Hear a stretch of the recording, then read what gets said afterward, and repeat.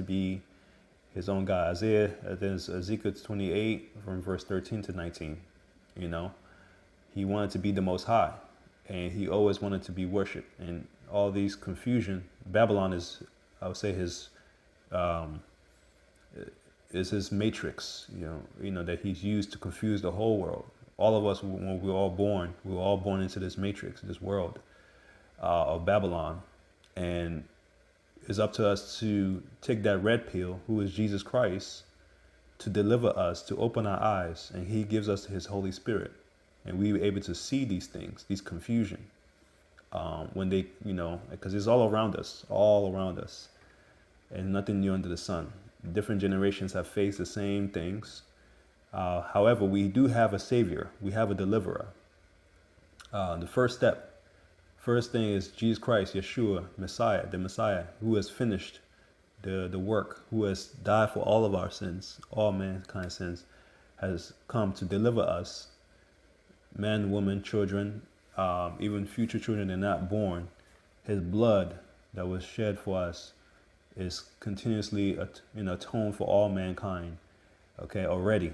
It doesn't matter how far of sin you're in. He's able to even save, like I said earlier, people like the Skrilla, who popularized this phrase 6-7.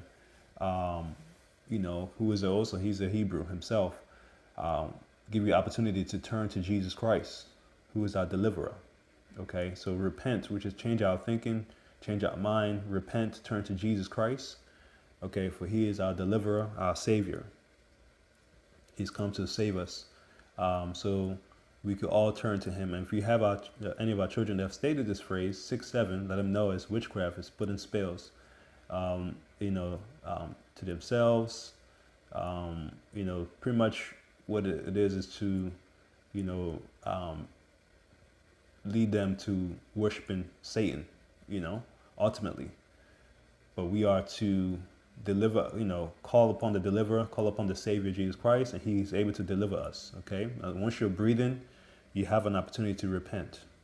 These fallen angels who are constantly deceiving and leading people astray, they don't have the opportunity to repent, to turn to him, because they were once in the presence, the holy presence of the Most High, and rebelled against him and got kicked out, right? And they're always envious of all human beings and mankind, especially knowing that the Messiah has come to die for our sins. We have an opportunity to turn to him.